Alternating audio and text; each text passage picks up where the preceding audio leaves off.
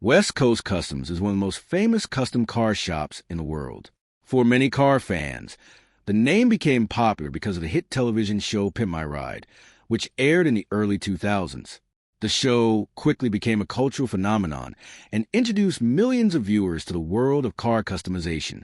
The shop behind those wild and creative car builds was West Coast Customs, a company founded by Ryan Friedlinghaus. At the time, Ryan was a young mechanic with a huge passion for cars and customization. He believed that cars could be more than just transportation. In his mind, a car could become a work of art if the right creativity and skills were applied. This vision pushed him to start West Coast Customs with a simple goal: to build custom cars completely in-house without relying on outside companies. In the early days, this was not an easy task. The shop was small, the budget was limited, and only a few customers knew about the business. However, Ryan remained committed to his dream. Slowly but surely, the shop began attracting attention from car enthusiasts and celebrities. Famous athletes and entertainers started bringing their expensive cars to West Coast Customs for custom work.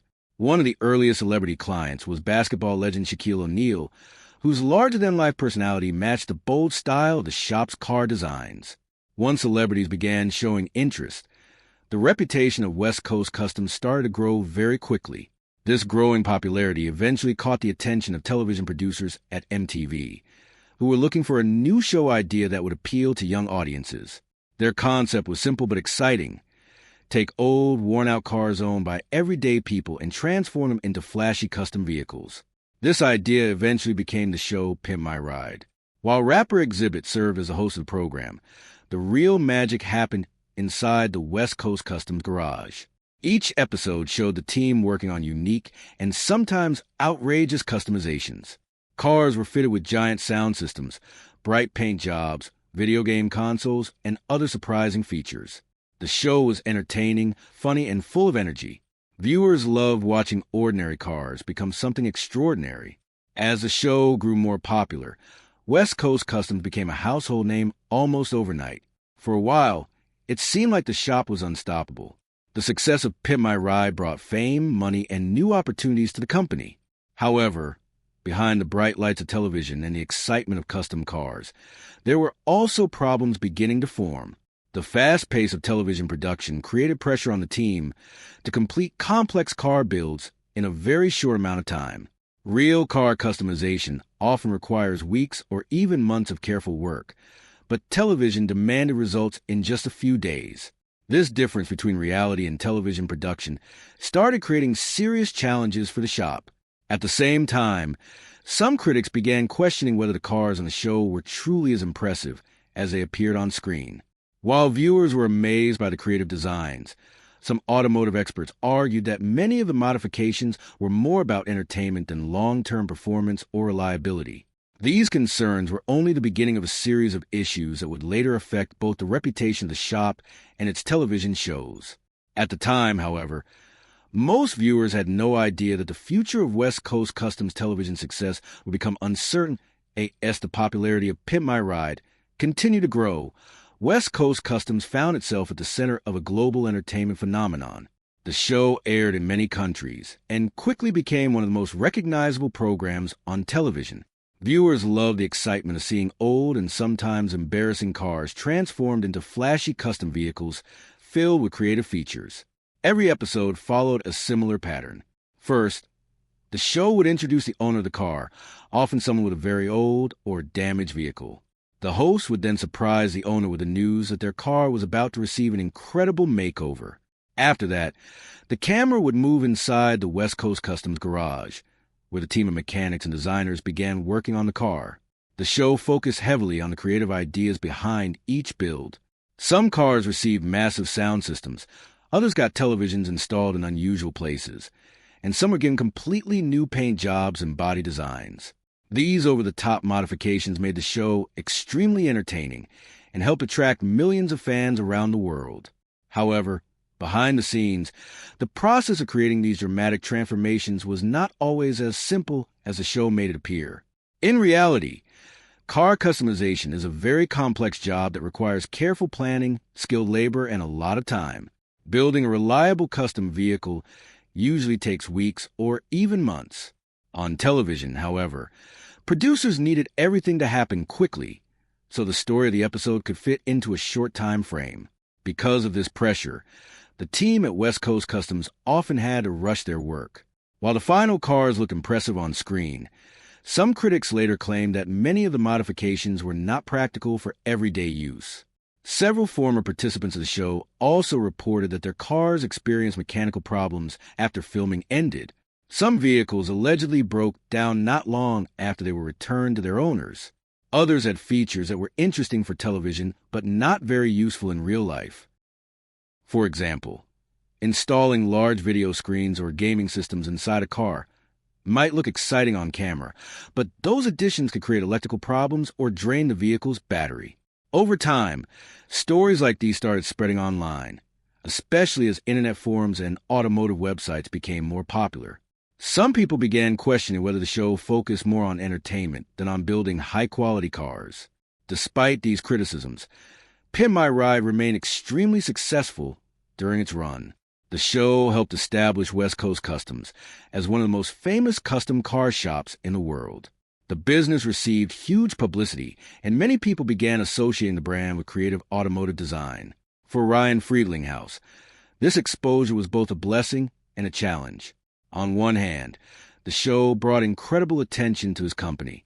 On the other hand, it also created expectations that were difficult to maintain. As time passed, Ryan began to feel that the television format limited the type of work he wanted to showcase. Instead of focusing on serious car builds for real customers, the show often prioritized flashy ideas that would look exciting on camera. Eventually, after several seasons, West Coast Customs decided to move in a different direction and end his involvement with Pimp My Ride. This decision surprised many fans who had come to associate the shop closely with the show. However, Ryan believed that stepping away would allow the company to focus on more authentic car customization projects. The end of this partnership marked a turning point for the company. While West Coast Customs was still famous, its future in television would soon become much more complicated. After leaving Pimp My Ride, Ryan Friedlinghaus wanted to prove that West Coast Customs was more than just a television workshop that built flashy cars for entertainment. He believed the company had the ability to create serious, high-quality custom vehicles for real customers. To show this new direction, a new television program was developed called Inside West Coast Customs. Unlike the previous show, which focused mainly on surprising random car owners with dramatic makeovers, this new series aimed to highlight the real work being done inside the shop. The idea was to give viewers a behind-the-scenes look at how custom cars were designed and built from start to finish. Instead of rushing through projects for quick television results, the show tried to present a more realistic view of the customization process. Viewers could watch designers sketch ideas, mechanics build parts, and technicians carefully assemble the final vehicle. At least in theory, this format would help the audience understand how much time, effort, and skill were required to create high-end custom cars. However, launching a new show after such a massive success like Pimp My Ride was not easy. The earlier program had been filled with humor, dramatic reveals, and wild custom features that were designed to entertain viewers quickly. The new show was more focused on the technical side of car building, which appealed strongly to true car enthusiasts but did not always attract the same large audience.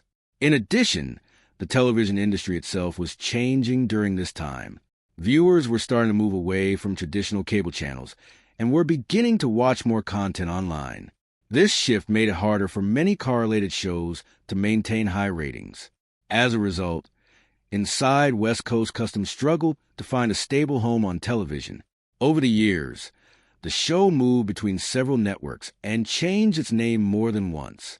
While this allowed the program to continue airing, it also made it difficult for the show to build a consistent audience. Every time the show changed networks, some viewers lost track of it or stopped watching altogether. At the same time, the business side of West Coast Customs was facing new challenges. During the time of Pimp My Ride, many of the customization costs had been covered by the television production budget. With the new format, however, the shop had to rely more on real customers who were willing to pay for expensive custom builds. High-end car customization can cost tens of thousands of dollars, and sometimes even more. This meant that the shop's potential customer base was much smaller. Only wealthy clients, celebrities, or companies with large marketing budgets could afford such projects. Then another major problem arrived: the global financial crisis of 2008. This economic downturn affected businesses all over the world.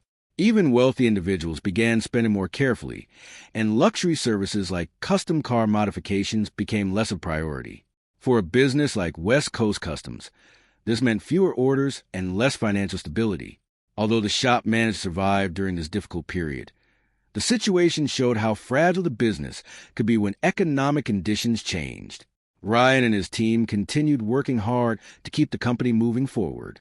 They began taking on new types of projects, including building custom vehicles for movies, promotional events, and corporate clients. These projects sometimes brought impressive results and helped keep the company visible in the public eye. However, even with these efforts, the television show still struggled to achieve the same level of excitement and popularity that Pimp My Ride had once enjoyed. Over time, the gap between West Coast Customs' past television success and its current reality continued to grow, setting the stage for more problems that would eventually affect the future of the show as the years passed. West Coast Customs continued trying to keep its television presence alive, but the challenges surrounding the show slowly became more difficult to ignore. Even though Inside West Coast Customs had an interesting concept and showed the real process of building custom vehicles, it never reached the massive popularity that Pimp My Ride once enjoyed. One major reason for this difference was a change in entertainment style. The earlier show focused heavily on surprise moments, emotional stories, and dramatic transformations that were easy for casual viewers to enjoy. By comparison, the newer show focused more on technical details and long build processes, which appealed mostly to serious car fans rather than the general audience. Because of this, the show struggled to attract the same level of attention from television networks and advertisers. In addition, the constant changes in networks created confusion among viewers. Over the years, the program moved between several channels, including networks connected to Discovery Communications. Each move required the show to rebuild its audience almost from the beginning. Some loyal fans continued watching, but many casual viewers simply lost track of which show was airing. This situation made it harder for series to maintain strong ratings, and television networks typically rely on ratings to decide whether a program should continue. While the television side of the business was struggling, West Coast Customs was still trying to expand its reputation through large and ambitious projects. One notable example was a massive promotional vehicle known as the Firefall Bus. This project was commissioned by a gaming company that wanted to promote its online game in a unique and eye-catching way. The idea was to build a large bus that could travel to events while also functioning as a mobile gaming center. The bus was designed to look futuristic and impressive, with hydraulic systems that would allow parts of the vehicle to expand outward when parked. Inside, the bus would contain gaming stations and equipment that players could use to connect and compete through a local network. The project had an extremely large budget, reportedly costing around $3 million. Expectations were very high because the vehicle was meant to become a powerful marketing tool. Unfortunately, the project did not go as smoothly as planned. Reports later suggested that the bus was delivered late and that several of its promised features were not fully functional. Some sources claimed that the vehicle could not operate exactly as the client had expected. While the full details of the situation remained somewhat unclear, the project became an example often mentioned when critics discussed the company's growing difficulties. Problems like these began affecting the reputation of West Coast Customs, especially online where automotive enthusiasts frequently discuss car builds and industry news. At the same time, the company also faced challenges related to its internal operations. As the shop grew larger and took on more complex projects, managing employees and maintaining smooth business operations became more complicated. Running a successful workshop with dozens of workers requires careful organization, fair policies, and clear communication. Unfortunately, some reports suggested that the working environment at the shop was not always ideal. In 2014, the company became involved in a legal dispute related to employee wages. Investigators discovered that some workers had been paid fixed salaries, even though their job schedules required long hours that should have qualified for overtime pay. Eventually, the The company agreed to pay around $150,000 in back wages to settle the issue. Although the situation was resolved legally, the news created negative publicity for the business. Stories about employee dissatisfaction and demanding work conditions began circulating online, which further damaged the public image of the company. These controversies, combined with the declining ratings of Inside West Coast Customs, made it increasingly difficult for the show to maintain its place on television. Networks prefer programs that attract large audiences and avoid controversy, and unfortunately the series was struggling in both areas. Over time, these problems slowly pushed the show closer to the end of its television by the late 2010s. It had become clear that Inside West Coast Customs was facing serious difficulties staying relevant in the world of television. The show had already moved across several networks over the years, and each move made it harder for the series to build a loyal and consistent audience. Television networks depend heavily on ratings and advertising revenue, and when a program cannot attract enough viewers, it becomes difficult for the network to justify continuing it. Even though the show still had a group of dedicated fans who enjoyed watching custom car builds, the overall viewership numbers were not strong enough compared to other entertainment programs competing for attention. At the same time, the television industry itself was going through a major transformation. Streaming services and online video platforms were rapidly changing the way people consumed entertainment. Instead of waiting for scheduled television broadcasts, many viewers prefer to watch content whenever they wanted through internet platforms. This shift created major challenges for traditional television shows, especially those that depended on cable networks.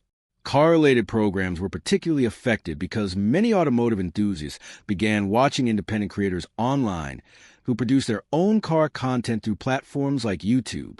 These creators often had more freedom to experiment with different styles of storytelling, and they could release content much more frequently than traditional television programs. As a result, viewers interested in cars had many new options for entertainment, which reduced the audience for shows like Inside West Coast Customs. Despite these changes, Ryan Friedlinghaus continued searching for ways to keep the show alive. One strategy involved working with celebrities and high-profile clients in order to create attention-grabbing projects. Celebrity builds often attracted media coverage, which helped promote the shop and the television series at the same time. However, some of these promotional efforts also created controversy. One example involved a publicity stunt connected to a customized DeLorean owned by musician will.i.am. The story suggested that the car had been stolen, and the situation was presented in a dramatic way that attracted public attention. Later, reports indicated that the incident may have been a staged prank designed to promote the show. When automotive journalists investigated the situation, they discovered that no official police report had been filed for the alleged theft. This raised questions about whether the story had been exaggerated for publicity. While the stunt generated short-term attention, it also created skepticism among fans who felt that the company was trying too hard to create drama rather than focusing on building great cars. These kinds of incidents slowly weakened the credibility of the brand. Meanwhile, the production of the show itself continued to face uncertainty.